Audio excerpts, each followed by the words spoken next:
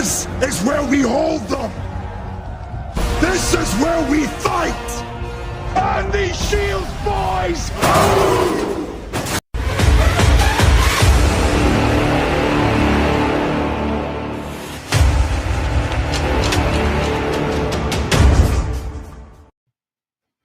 Hello everyone, welcome back to the channel. You're in the zone. I am Jim Shady. I am your host, your MC, your guide on this magical mystery tour.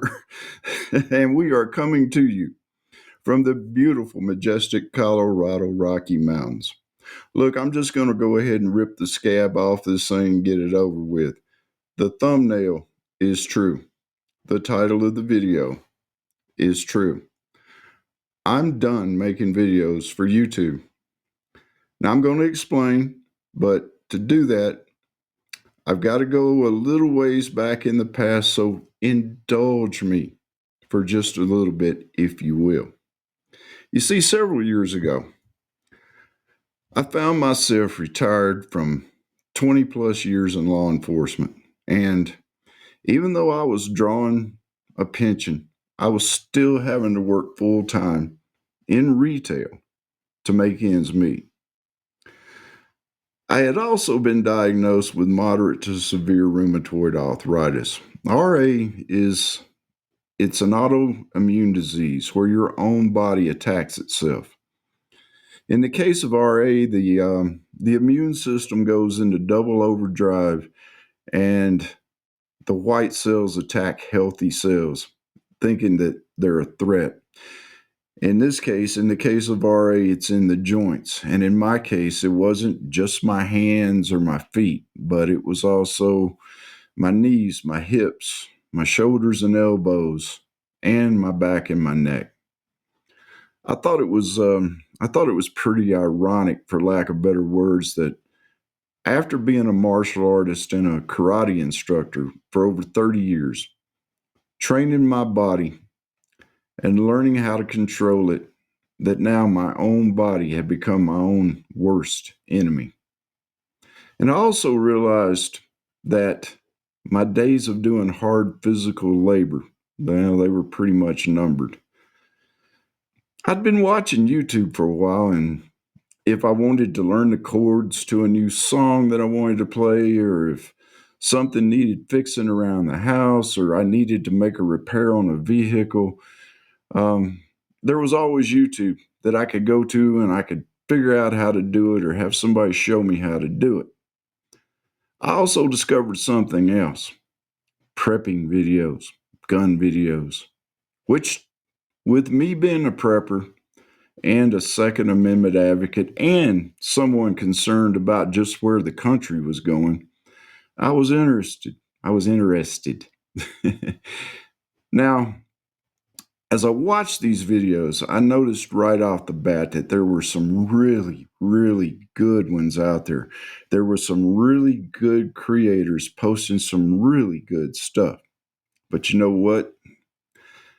There were also some really, really bad ones out there too. And I'm not trying to judge anyone. I'm not going to name any names, but I saw some videos that were they were horrible. And I saw some out there that were horrible and wackadoodle at the same time.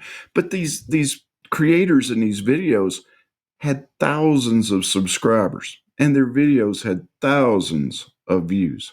And I thought to myself, hell, I can do that. You see, I'd already done a couple of videos to promote my karate dojo. And if I could make a little extra cash on the side to supplement my income, well, y'all, that was a win-win to me. So I went to work.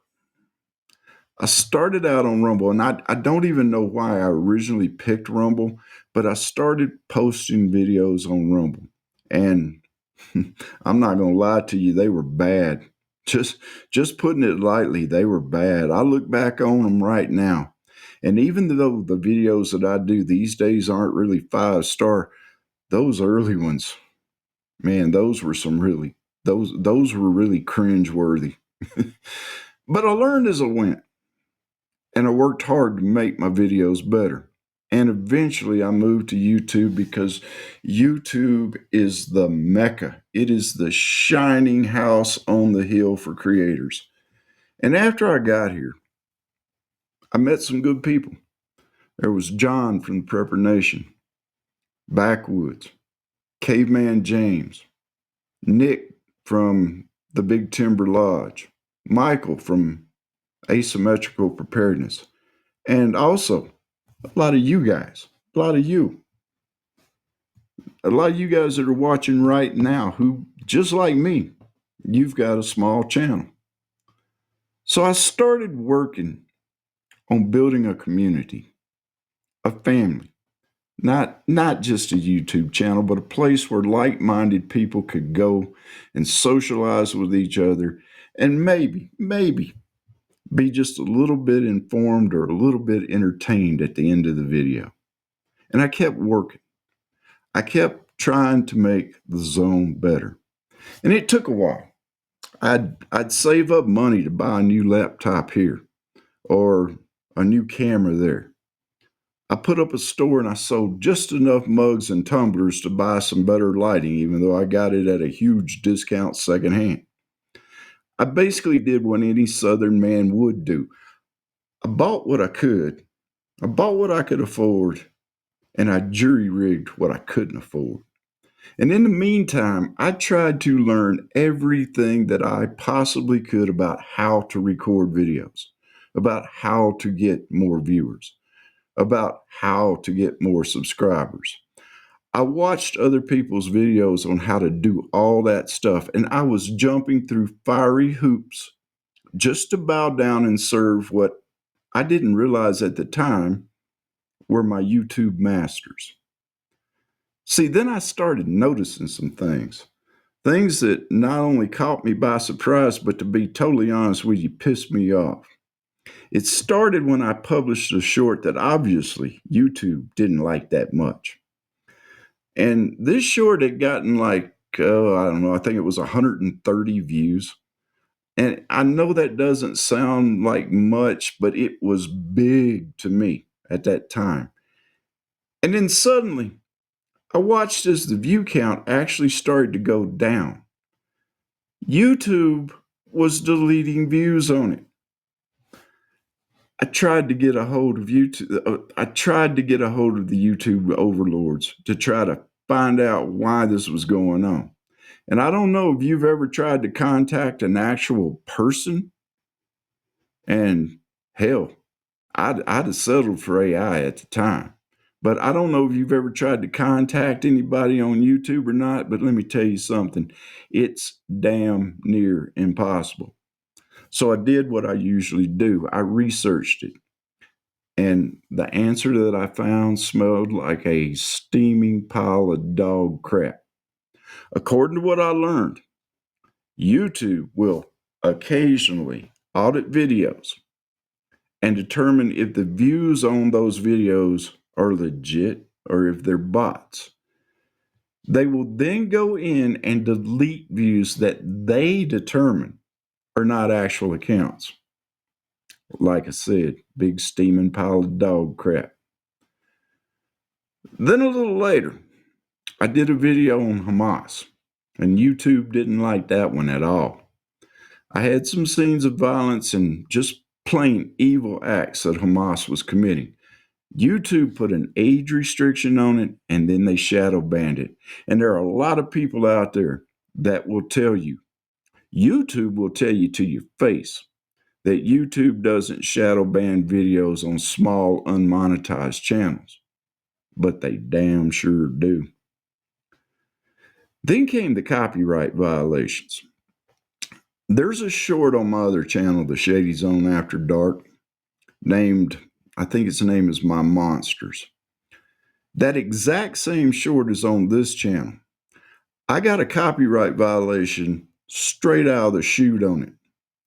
I fought it on one of the channels and YouTube took down the copyright strike. I fought it on the other channel and it's still there. And speaking of shorts, a lot of y'all know I do a lot of faith-based shorts. The Lord has shown himself to me in my life recently. And it was at a time when we needed him. And I guess you could say that posting these devotional shorts is my way of thanking and praising him. I posted one, I think it was last week, and it's gotten something like 14,000 views, maybe 15,000 by now. And that's great, right? That's a fantastic job, right? Yep, sure is. Until you find out that watch time on shorts does not count toward monetization unless you have, I don't know, like a gazillion watch hours for it. And the intro that I've been using, I posted this in the community section of the channel. I guess the first 5 or 6, 7 times I used it, it was fine. Then all of a sudden, YouTube hits it with a copyright violation. It was a copyright violation over, I guess, maybe 9 seconds of music. And I fought it at first, and then I just gave up. That's why the intro, where you see the eagle flying across the sky, all you hear is this swoosh kind of sound in the background. There's actually supposed to be music in that. And then came the straw that broke the camel's back. You see, from time to time, I will go back and watch some of my videos that seem to have done pretty well. And I try to see the difference in these videos and others so I can get ideas on how to improve. I was doing that one day about a month ago, and lo and behold, right in the middle of it, an ad popped up. An ad on a video on an unmonetized channel. An ad popped up.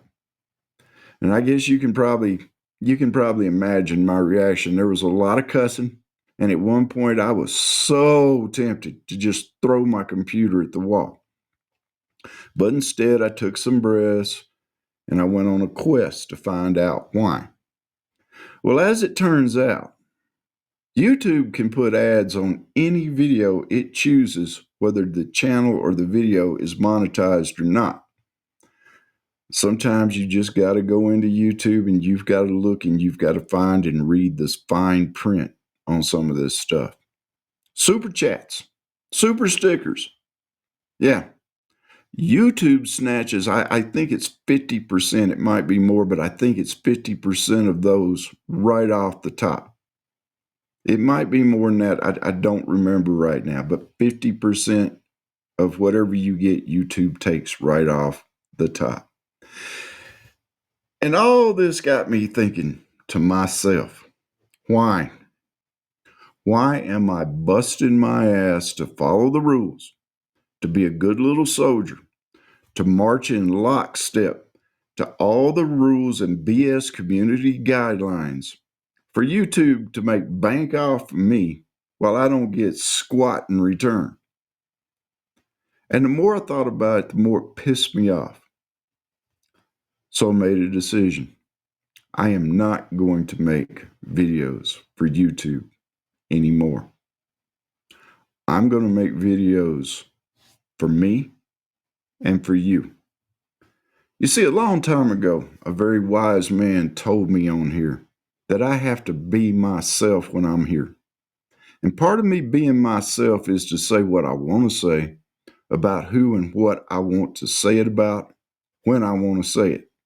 So you can probably expect to see some changes in the channel in the very near future. Changes, I hope, for the better. You may see me putting more videos up on Rumble. It's nowhere near as big as YouTube, but it's also not nearly as restrictive. In other words, Rumble doesn't keep its panties in a constant wad while it forces its creators to toe some kind of line, and it does whatever it pleases and takes whatever it wants. You know, kind of like the liberals do in real life. Now, I've said for a long time that it's you, those of you watching right now, my subscribers, that have kept me coming back, kept me doing this. That's even more true from here on out. So, if you like a video, give it a thumbs up.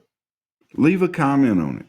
I'm telling y'all something right now. I read every single comment on my videos, and I answer a lot of them. If you see one that you like, share it.